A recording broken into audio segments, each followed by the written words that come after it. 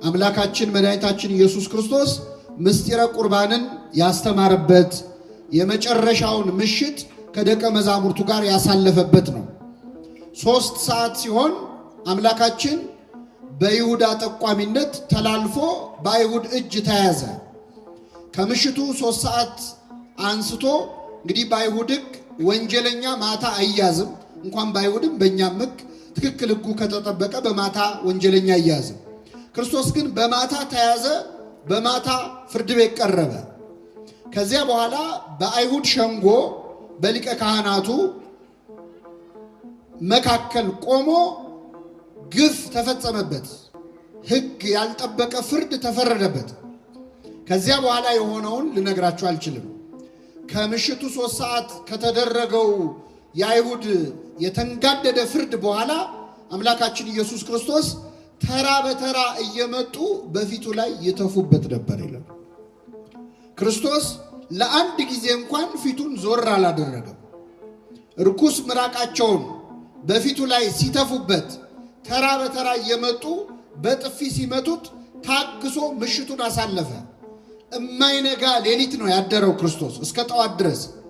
እጆቹን ጉድጓድ ውስጥ ወደ ላይ አስረው እያሰቃዩት በጥፊ የመቱት፣ በጥፊ የመታህ ማን ነው? ትንቢት ተናገር እያሉት ይህችን ምሽት አምላካችን ኢየሱስ ክርስቶስ በጭንቅ ያሳለፈበት፣ ስለኛ ብሎ የተጨነቀ አምላክ ሁላችንን ከጭንቀት ያውጣል። ስለዚህ ይህ ምሽት በጣም ታላቅ ምሽት ነው ምዕመናን። ቤተ ክርስቲያን የተመሰረተችበት፣ ምስጢረ ቁርባን የተከናወነበት፣ ጌታ ተንበርክኮ የሐዋርያቱን እግር ያጠበበት ነው። የነገው ዕለት ደግሞ ትክክለኛው ስቅለቱ የተፈጸመበት ጥንተ ስቅለቱ ነው። በዚያች ዕለት፣ በዚያች አስጨናቂ ዕለት ግን ደግሞ የድህነት ቀን፣ ቅዱሳን የተጠባበቋት ቀን፣ የመዳን ቀን ብለው ለረጅም ዓመት ይናፍቋት የነበረች ዕለተ ዓርብ ቀን አምላካችን ኢየሱስ ክርስቶስ ስለ ሁላችን በመስቀል ላይ ተሰቅሏል። በተሰቀለበት ዕለት ብዙ ነገር ሆኗል ምዕመናን። ከዚያ መካከል ለዛሬው ምሽት አሁን ያነበብኩላችሁን የወንጌል ክፍል ብቻ እንማራለን። እግዚአብሔር አምላካችን እንዲያስተምረን የእርሱ ቅዱስ ፈቃድ ይሁንልን። ርዕሳችን ምንድን ነው? ጌታ ሆይ በሉ እስኪ በመንግሥትህ በመጣህ ጊዜ ምን በለኝ አስበኝ። ይህ ቃል ደጋግመን ስለሰማነው ምናልባት አዲስ ነገር የሌለው ይመስለናል፣ ግን በጣም ጥልቅ ጸሎት ነው ምዕመናን። ጌታችን መድኃኒታችን ኢየሱስ ክርስቶስ ዓርብ ዕለት በተሰቀለ ጊዜ የተሰቀለው ከሁለት ወንበዴዎች መካከል ነው። በግራውና በቀኙ ዕድሜያቸውን ሙሉ የሰው ንብረት ሲቀሙ፣ የሰው ደም ሲያፈሱ፣ ድሃ ሲበድሉ፣ ፍርድ ሲያጓድሉ ከኖሩ ወንጀለኞች መካከል አምላካችን ተሰቀለ። ክርስቶስ ከወንበዴዎች መሃል መሰቀሉ ለሁለት ምክንያት ነው። አንደኛው ስለ እርሱ አስቀድሞ የተነገረውን ትንቢት ለመፈጸም ነው። በትንቢተ ኢሳይያስ ምዕራፍ 53 ላይ ነቢየ እግዚአብሔር ኢሳይያስ የሰማነውን ነገር ማን አምኗል? የእግዚአብሔር ክንድ ለማን ተገልጧል? ብሎ ስለ ክርስቶስ መከራ የተናገረበት ክፍል አለ። በዚያ ክፍል ላይ በእርሱ ቁስል እኛ ምን አልን? ተፈወስን። እንደ በግ ለመታረድ ተነዳ፣ በሸላቾቹ ፊት ዝም እንደሚል በግ እንዲሁ አፉን አልተከፈተም ይላል። ይህንን አረፍተ ነገር ሲጨርስ ግን ምዕራፉን ሲጨርስ ከአመፀኞች ጋር ተቆጠረ ይላል። ከምኖች ጋር?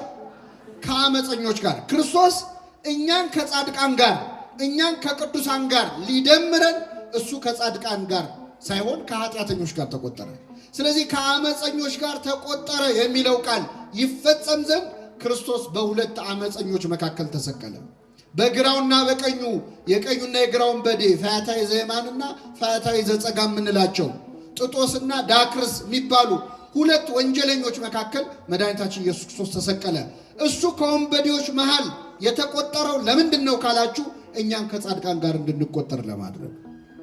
በነገራችን ላይ ክርስቶስ እሱ ስለኛ ስለተሰቀለ እኛ ስለሱ ብለን እንድንሰቀል አይፈልግም። እሱ ለኛ ብሎ ስለሞተ እኛ ለሱ እንድንሞት አይፈልግም። እሱ ሞቶልሃል፣ አንተ ለሱ ብለህ ኑርለት ነው። እሱ ሞቶልሃል፣ አንተ በሕይወት ኑርለት፣ ከኃጢአት ተለይለት።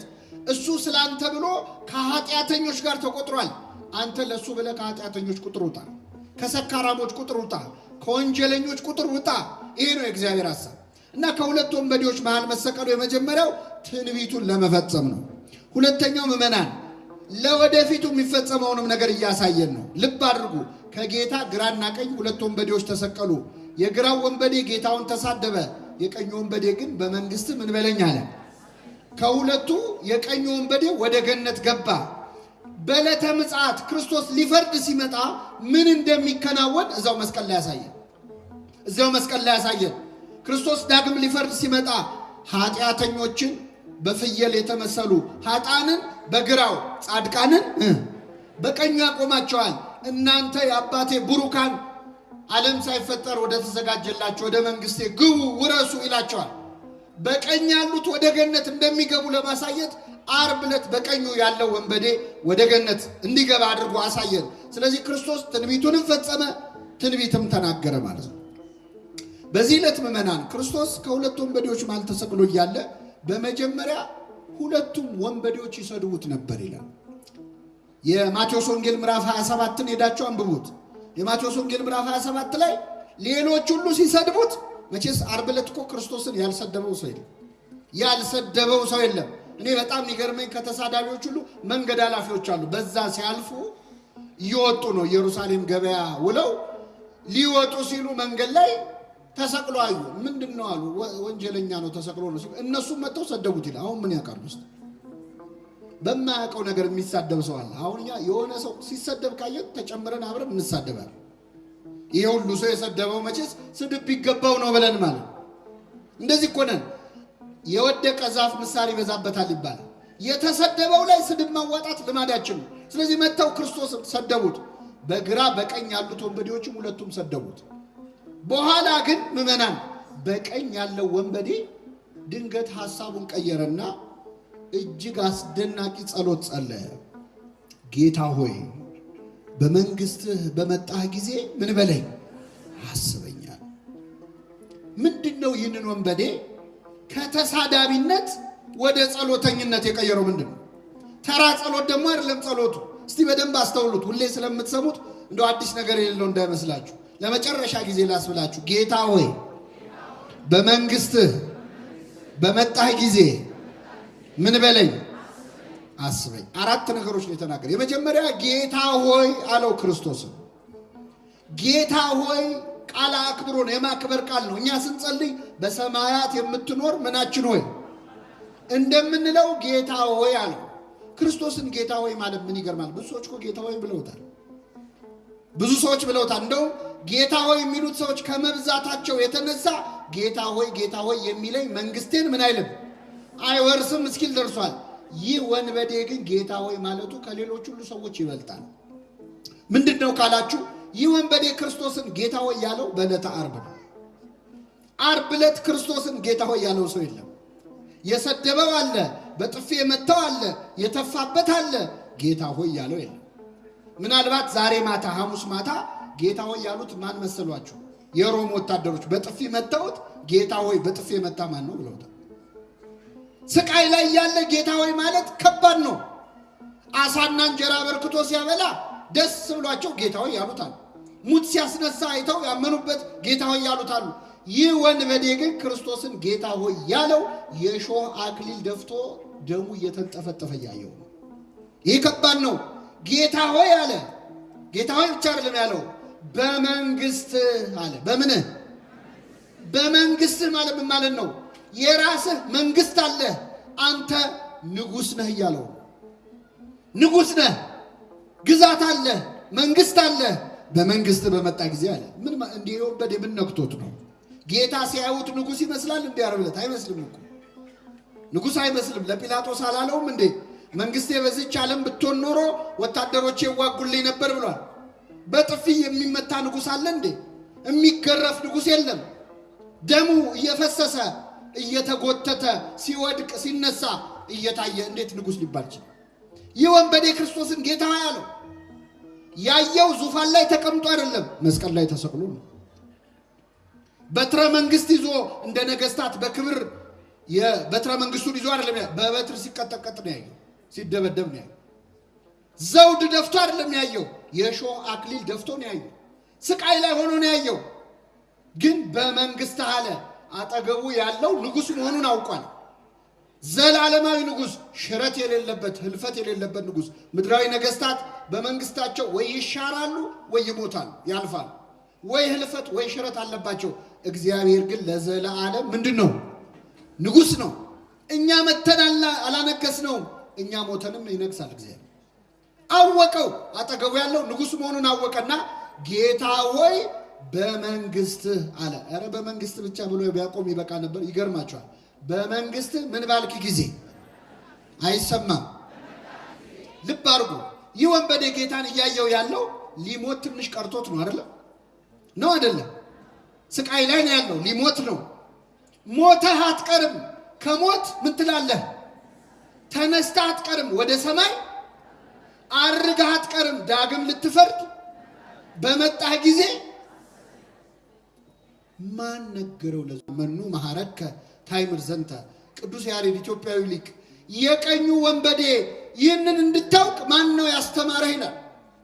አጠገብ ያለው ቁስለኛ በህማም ላይ ያለ የህማም ሰው የተናቀው ክርስቶስ ንጉስ መሆኑን ሊፈርድ ዳግም እንደሚመጣ ማን ነገረ ብሎ ቅዱስ ያሬድ ይጠይቃል። ከዛ ራሱ ቅዱስ ያሬድ በመንፈስ ቅዱስ ተቃይቶ ራሱ ይመልሳል። ፈያታዊ ዘየማን መኑ መሐረከ ታይምር ዘንተ። የቀኙ ወንበዴ ይህን እንድታውቅ ማን አስተማረልና ራሱ ቅዱስ ያሬድ ይመልሳል። ነቢያትን አልተከተልኩም አላስተማሩኝም፣ ሐዋርያትም አላስተማሩኝም። አላ ፀሐይ ቀጸበተኒ፣ ፀሐይ ጠቀሰችኝ፣ እሷን ባየው ጊዜ አመንኩኝ። ማን ጠቀሰችኝ? ይህንን ወንበዴ ካጠገቡ ያለው አምላክ መሆኑን እንዲያውቅ ያደረገችው ማነች? ፀሐይ ነች። ለምን? ክርስቶስ በተሰቀለ ሰዓት ፀሐይ ጨለመ፣ ጨረቃ ደም መሰለ፣ ከዋክብት ረገፉ። ብርሃንን ያለበሳቸውን አምላክ እርቃኑን አናይም ብለው ጨለመች ፀሐይ። ስለዚህ የወንበዴ ፀሐይ ስትጨልም ሲያይ አጠገቡ ያለው የፀሐይ አምላክ መሆኑን አወቀና ጌታ ሆይ በመንግስትህ በመጣህ ጊዜ ምን በለኝ አለ? አስበኝ አለ። አያችሁ፣ ያደለው ከፀሐይ ይማራል። ከፀሐይ ተምሮ ንስሐ ይገባል። እኛ ስንት ሰባኪ ነው ያስተማረን? እስቲ ንገሩ ይመመን። ስንት ስብከት ሰማን?